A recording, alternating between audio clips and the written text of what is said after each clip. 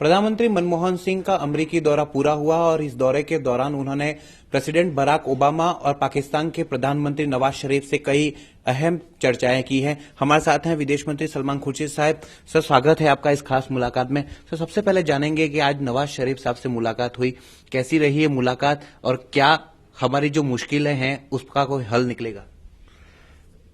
देखिए, भेंट अच्छी रही, मुलाकात अच्छी रही। मुलाकात से हम अपनी ओर से पूरी तरह से संतुष्ट हैं और हर्ष की बात है कि वो लोग भी संतुष्ट हैं जो उन्होंने आप लोगों से बात की है, वो भी संतुष्ट हैं। इसका लक्ष्य जो था, इस भेंट का जो लक्ष्य था वो ये था कि बीच के तार पूरी तरह से टूट ना जाए। बड़ा दबाव है तार पे, जो घटनाएं घटी थी वो बड़ी दुख भरी घटनाएं थी और उनकी बड़ी पीड़ा और उनकी शिकायत है हमको, और जनता को भी इस बात को लेकर चिंता है कि क्या हो रहा है, तो वो तार कहीं टूट ना जाए, इसलिए ये हम लोगों की ये भेंट दोनों प्रधानमंत्री की बड़ी अच्छी रही। तो तार अब जुड़े रहेंगे, लेकिन जो दबाव तारों पे पड़ रहा था वो फिर ना पड़े, इसके लिए कोई समाधान ढूंढने की बात थी, वो आज निकला है।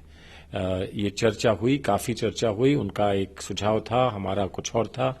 हमारे प्रधानमंत्री ने कहा कि जो घटनाएं हो रही हैं सीधे सीधे इसमें कहीं ना कहीं फौज का प्रभाव है या फौज का हस्तक्षेप है या भागीदारी है, इसलिए क्यों ना पहले हम अपने डीजीएमओ से कहें कि आप लोग संपर्क में रहते हैं औपचारिक रूप से, लेकिन आप विशेष रूप से अब संपर्क करें, बैठिए, जड़ तक पहुंचिए कि ये क्यों हुआ, किसने किया और आगे ऐसा ना हो ये सुनिश्चित कैसे किया जाएगा। और ये मैं मानता हूं कि एक बहुत महत्वपूर्ण सकारात्मक कदम है। ये कामयाब अगर होगा तो इस समय जो उलझन है और इस समय जो पीड़ा है उसका समाधान निकल आएगा, और वो समाधान निकल आता है तो फिर और जितने बड़ी समस्याएं हैं उन पर फिर हम एक एक करके कोई ना कोई समाधान निकालने का प्रयास कर सकते हैं। सर, आतंकवाद सबसे बड़ा मुद्दा इस चर्चा में रहा, तो कहीं ना कहीं आपको लगता है कि पाकिस्तान से ये बातचीत हुई है तो अब आतंकवाद पे कोई ना कोई हल निकलेगा, या क्योंकि पिछले 7 दशकों से ये बातचीत हो रही है लेकिन कभी इसका कोई पॉजिटिव रिजल्ट सामने नहीं आया? देखिए, पॉजिटिव रिजल्ट तो मैं ये मानता हूं अभी तक ये है कि हमने 3 युद्ध या 4 युद्ध किए, और जो युद्ध हमारे हुए उसका कोई पॉजिटिव रिजल्ट नहीं निकला। अगर कोई पॉजिटिव रिजल्ट आप मानते हैं तो ये मान लीजिए कि बांग्लादेश का जन्म हुआ तो वो भी एक युद्ध से ही हुआ, वो एक पॉजिटिव रिजल्ट आप मान सकते हैं, लेकिन जो हुआ वो बार बार तो नहीं हो सकता है। नहीं तो हर युद्ध का जो परिणाम है वो क्या है, बहुत सारे नौजवान शहीद हो जाते हैं, कितने घर जो हैं वो बिखर जाते हैं, उजड़ जाते हैं, कितनी माओं की गोद उजड़ जाती है, और हमें क्या मिलता है? फिर वहीं पर खड़े रहते हैं जहां पहले थे, फिर हम लोगों को साथ बैठाते हैं, फिर शांति वार्ता होती है और शांति वार्ता के बाद फिर हम घर जाते हैं। इसलिए युद्ध विकल्प नहीं है, ये मानते हैं अगर हम, तो फिर बातचीत से ही कोई ना कोई समाधान निकलना है।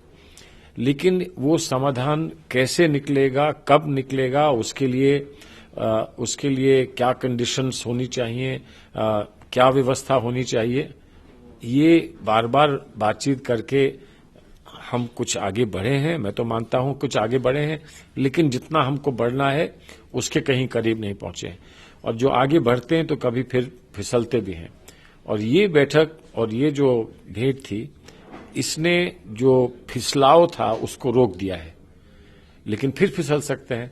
अब कोशिश ये करना है कि जो हमने ऊपर से कुछ कदम हम फिसले हैं वो कैसे हम रिकवर करें, वो पुनः कैसे वहां तक हम पहुंचे जहां तक कभी पहुंचे थे पहले, और फिर उससे आगे जाने की बात करें। अब की बार सख्ती जरूर दिखाई है हमने कि पहले आप 26/11 के जो अटैकर्स हैं उनके ऊपर आप एक्शन लीजिए, आप सीज फायर वायलेशन बंद करिए, अक्रॉस द बॉर्डर जो टेररिज्म एक्टिविटीज होती है बंद करिए, तो कहीं ना कहीं हमने एक सख्ती जरूर दिखाई है।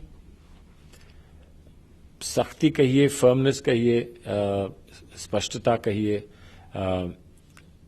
हम औपचारिकताओं में हमने अपने आप को नहीं बांधा, स्पष्ट बात कही है और ये कहा है कि ये करना ही होगा, इस पर अंकुश लगाना ही होगा, कि इस अंकुश को लगाए बिना हम आगे कुछ नहीं कर सकते हैं। मैं मानता हूं कि उनको ये बात समझ में आई है, जानते हैं। अब वो कितना एकदम कह सकते हैं या नहीं कह सकते हैं, इस पे लोगों की अलग अलग राय हो सकती है। क्या सर आपको लगता है कि नवाज शरीफ के हाथ में वहां की सेना और पूरा पॉलिटिकल स्ट्रक्चर है उनके हाथ में पूरा, जो इसके ऊपर एक वो चाहते हुए भी ये काम कर पाएंगे? देखिए, मैं ये कैसे कहूंगा कि किसी देश के चुने हुए प्रधानमंत्री के काबू में वहां की सेना नहीं है या वहां के और लोग नहीं हैं, ये तो उचित बात नहीं होगी। लेकिन इतना मैं जरूर कह सकता हूं कि बहुत कुछ वो चाहते हैं जो कि पॉजिटिव है, सकारात्मक है, और कोई ना कोई शक्ति वहां है जो अड़चने डाल रही है, जो नहीं चाहती है कि नवाज शरीफ साहब की बातचीत हम लोगों से हो और वो बातचीत अच्छी हो और हम शांति के पाथ पर आगे बढ़ें। हमारे यहां भी ऐसे लोग हैं, हमारे यहां भी ऐसे लोग हैं जो नहीं चाहते हैं कि शांति हो, लेकिन शायद बहुत कम सोच के, संकीर्ण सोच के लोग हैं कि आज शांति हो गई तो इलेक्शन में फायदा हो जाएगा, आज शांति नहीं हुई तो हम इसको इलेक्शन इशू बना सकते हैं, आज बात करी है तो इसको दिखाओ, एक ऐसे रूप में दिखाओ कि जैसे भारत तो घुटने टेक रहा है आतंकवाद के सामने। तो हमारे यहाँ भी ऐसे लोग हैं। बिल्कुल। नरेंद्र मोदी की बात करें हम, तो जब भी भारत पाकिस्तान का कोई भी मुद्दा निकलता है, नरेंद्र मोदी तुरंत इस बारे में कह देते हैं कि भारत के प्रधानमंत्री चुप रहते हैं, वो कोई एक्शन नहीं लेते हैं।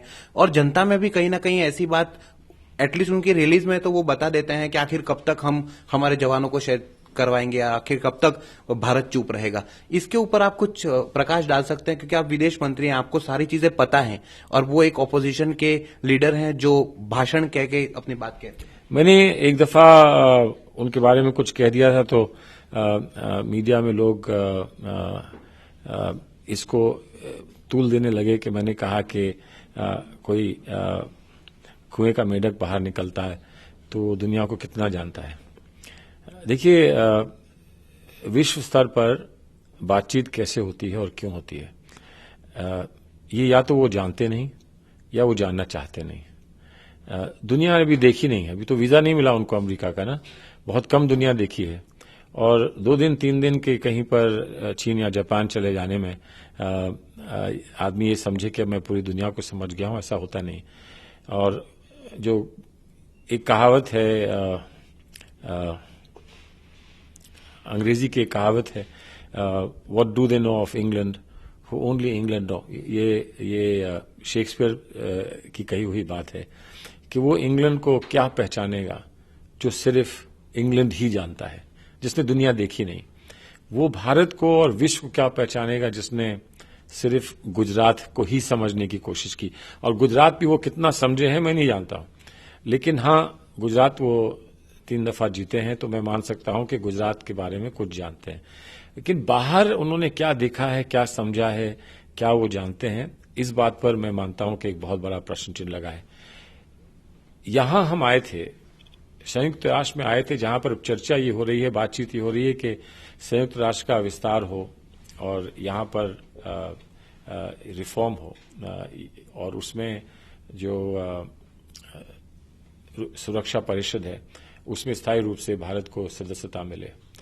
यहां एक जिम्मेदार देश की तरह हमें देखा जाता है, एक उदार देश की तरह हमें देखा जाता है। हर पीस कीपिंग ऑपरेशन में हमारा योगदान रहता है। किसी काम में भी संयुक्त राष्ट्र के हम पीछे नहीं हटते हैं। वहां पर खड़े होकर हम गाली गलौज करते, वहां पर खड़े होकर हम ओछी बातें करते, वहां पर खड़े होकर हम भाषणबाजी करते, तो क्या होता, क्या मिलता हमको? और क्या खो जाते हम। अब वो वहां खड़े होते हैं और कहते हैं कि भारत का प्रधानमंत्री बाहर गया है, भारत का प्रधानमंत्री है, और देखो भारत के प्रधानमंत्री का कितना अपमान किया जा रहा है हमारे देश में, और फिर खुद अपमान करने की बातें करते हैं। तो क्या या तो वो लॉजिक नहीं समझते हैं, या फिर वो उनकी करनी और कथनी में बड़ा अंतर है, या फिर कोई और लिख रहा है उनके लिए और वो जानते नहीं कि वो क्या बोल रहे हैं। इतना शौक है बात करने का कि वो ये देखते भी नहीं, पढ़ते भी नहीं कि वो क्या बोल रहे हैं।